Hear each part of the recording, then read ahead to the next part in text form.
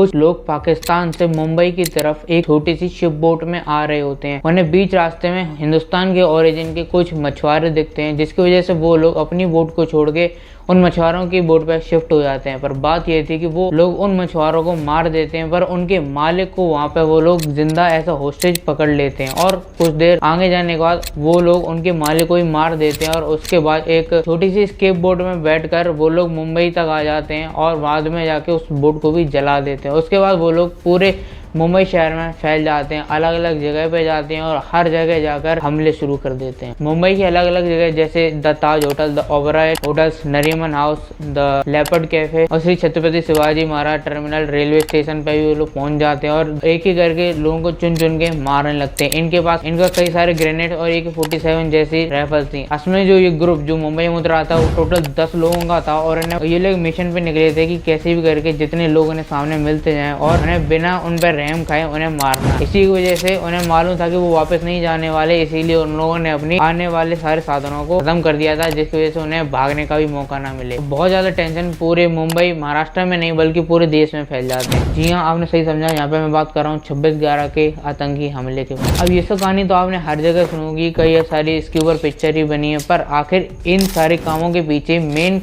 Culprit कौन था और इसका मास्टरमाइंड कौन था? आखिर ये कसाब आखिर पकड़ा कैसे गया और आखिर कसाब ने ऐसी क्या बातें बोली जिसको बाद में उसी के लोगों ने मना कर दी? और आखिर क्यों अजमल आमिर कसाब को, जो कि आतंकवादी था, उसे 4 से 4.5 साल तक बचा के रखा गया? उसे पूरी छूट दी गई कि वो हाई कोर्ट से लेकर सुप्रीम कोर्ट तक जाकर अपनी अपील दर्ज कर सकता है और उसके ऊपर करोड़ रुपए आखिर क्यों खर्च किए गए? और इसमें गवर्नमेंट का भी कुछ हाथ? देखिए, जो मैंने 10 लोग बताए थे वो जैसे ही मुंबई में एंटर करते हैं वो आपस में एक लोग या दो लोगों के ग्रुप बांट के पूरे शहर में अलग अलग फैल जाते हैं। वो लोग बहुत ज़्यादा महंगी और बहुत ज़्यादा हाई क्लास प्रोफाइल वाली जगहों को चूज करते हैं, जैसे the Taj hotel, the Oberoi hotel, the Nariman house, the Chhatrapati Shivaji terminal और द कामा हॉस्पिटल। ऐसी जगह पे जाते हैं। पर आखिर ये सारी लोकेशंस के बारे में इन लोगों को कैसे पता था? क्योंकि जैसा कि बाद में रिपोर्ट्स पता करी गई थी, ये लोग तो साले चौथी फेल थे और इतनी सारी इन्फॉर्मेशन इनको कैसे मिली? देखिए, इन लोगों को ये सारी इन्फॉर्मेशन देने वाला कोई और नहीं, US बेस्ड एक मिलिटेंट था जिसका नाम है डेविड हेडली। देखिए, डेविड हेडली एक US मिलिटेंट है और 26/11 का इस अटैक से पहले वो कुछ सालों तक मुंबई में घूमता रहा था। वो लेपर्ड कैफे, ताज होटल, नरीमन हाउस और द ओबराय होटल ऐसी सारी जगह पे जाता था और ऐसे सारे फोटो वगैरह खींच के अपने बेस पे भेजा करता था। और उसकी दोस्ती ऐसी जगह के लोगों से और ऐसे हाई प्रोफाइल लोगों से और वहाँ के गेट से बहुत ज़्यादा हो चुकी थी। उसे सारी इन्फॉर्मेशन बहुत अच्छे से गैदर कर ली थी और ये सारी इन्फॉर्मेशन ऑलरेडी वो वहाँ पे दे चुका था इन जैसे लोगों को, जिसकी वजह से उन्हें मालूम था और उन्हें सारी इन्फॉर्मेशन ऑलरेडी दे दी गई थी कि वो सबसे पहले मुंबई में जाके कहाँ कहाँ हमले करें और कहाँ हाई प्रोफाइल लोग रहते हैं, जिसकी वजह से उन्हें और ज़्यादा मीडिया अटेंशन मिल सकती है। इसी की वजह से आपने न्यूज़ में या फिर मूवी वगैरह में देखा होगा कि ये लोग कोई बस्ती वगैरह में नहीं जाते, ये लोग हाई प्रोफाइल जगहों को चूज करते हैं, जिसकी वजह से बहुत ज्यादा प्रॉब्लम हो जाए लोगों को। अब चलिए, मान लिया कि ये सारी इन्फॉर्मेशन डेविड हेडली ने दे दी थी कि आप कोई इन सारी लोकेशन पे जाना है, ऐसी ऐसी लोकेशन पे, इतनी बड़ी बड़ी लोकेशन को ट्रेस करके इन्हीं जगह पे अटैक करना है। पर मेन बात ये थी ये लोग यहाँ पे नॉर्मल तरीके से रह कैसे रहे थे? क्योंकि नॉर्मल अगर कोई आतंकवादी वगैरह आता तो उन्हें तो पता चल जाता ना, सिक्योरिटी वगैरह को पता चल जाता कि ऐसे लोग आ रहे हैं और इनकी हरकतों से पता चल जाता है। ऐसे ही ये लोग नॉर्मल तरीके से रह के मुंबई में कैसे अटैक कर पाए और वहाँ पे लोकल लैंग्वेज इनको कैसे आ गई? क्योंकि ये तो या फिर तो उर्दू बोलते या फिर प्रॉपर पंजाबी, या ये लोग इतना ज्यादा लोकल कैसे हो गए वहाँ पे? इसी में आता है इनका दूसरा मास्टरमाइंड जिसका नाम है अबू जिंदल। देखिए, अबू जिंदल भी एक महाराष्ट्र बेस्ड एक टेररिस्ट है जो कि बाद में पाकिस्तान वगैरह भाग गया था और उसने टेररिस्ट ऑर्गेनाइजेशन को ज्वाइन कर लिया था। असल में उसने काफी ज्यादा जिंदगी अपनी महाराष्ट्र में और मुंबई के एरियाज में ही रही है और वो प्रॉपर तरीके से अच्छे तरीके से जानता था कि यहाँ पे लोग कैसे बात करते हैं, कैसे कम्युनिकेशन किया जाता है, कैसे लोगों से बातचीत की जाती है, कैसे आया जाया जाता, ये सारी चीज़ें और ये सारे मैनर्स वो लोग अबू जिंदल बहुत अच्छे से जानता था। और इसी ने ही खास करके काफ़ी ज़्यादा ट्रेनिंग इन 10 मिलिटेंट्स को दी थी, इन सारे 10 टेररिस्ट को दी थी कि उससे वहाँ पे जाके कैसे बिहेव करना है और कहाँ कैसे कैसे लोगों से हेल्प लेनी। अब चलिए, यहाँ पे ये 2 लोग तो हो गए, पर आपने भी बहुत बार देखा होगा जब भी टेररिस्ट ऑर्गेनाइजेशन या फिर ऐसे अटैक्स होते हैं तो डायरेक्टली कॉल वगैरह पे या फिर इन्फॉर्मेशन वगैरह मिलती रहती है और चलती रहती है। आखिर ये सब किसने किया? आखिर इन सब के पीछे कौन था? तो यहीं पे सबसे बड़ी बात आती है। यहाँ पे एक कर्नल थे जो कि पाकिस्तान आर्मी के थे। जी हाँ, ये पाकिस्तान आर्मी के एक कर्नल थे जो डायरेक्ट उनसे कॉल से और इन सारी चीज़ों से अटैच थे, कनेक्ट थे, वो सारी इन्फॉर्मेशन उन्हें देते जा रहे थे कि कहाँ इंडिया में कैसे हालात चल रहे हैं, कैसे न्यूज़ काम कर रही हैं, कैसी न्यूज़ में ऐसे हवा फैल रही हैं, बातें फैल रही हैं और कैसी दहशत है देश में। ये सारी न्यूज़ और ये सारी इन्फॉर्मेशन वगैरह पाकिस्तान के आर्मी के कर्नल उन्हें दे रहे थे और काफ़ी ज़्यादा फाइनेंशियली हेल्प इन्हें की गई थी। अब यहाँ पे सबसे बड़ी बात ये आती है कि आखिर ये सारी चीज़ें हुई क्यों और इन सब के पीछे सबसे बड़ा हाथ किसका था, और क्या ये 10 लोग और ये सारे लोग क्या एकदम से आ गए और बिना मतलब में ये सारे अटैक्स होने लगे, या फिर इनके पीछे मकसद क्या था और ये सारी चीज़ें कराई किसने। देखिए असल बात है ये है कि इसके पीछे एक प्रॉपर टेररिस्ट ऑर्गेनाइजेशन का हाथ था जिसका नाम है लश्कर-ए-तैयबा।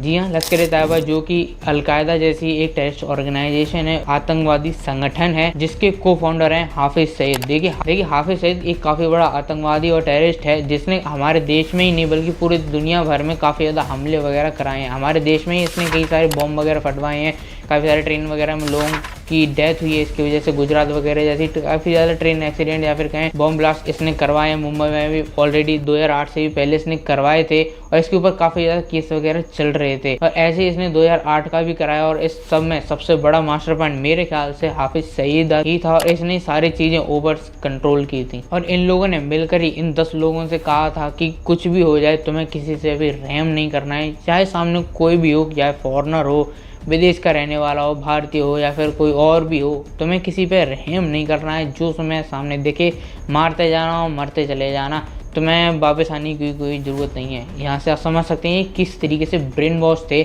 इनकी अकल शायद पैर वगैरह में भी छोड़ो या फिर है ही नहीं, इन्हें वही पप्पू पकड़ा दिए गए थे कि अगर तुम अपने देश के लिए जिहाद के लिए मर जाओगे तो तुम जन्नत में जाओगे, तुम्हें 72 हुरें मिलेंगी, तुम्हें ये मिलेगा वो मिलेगा।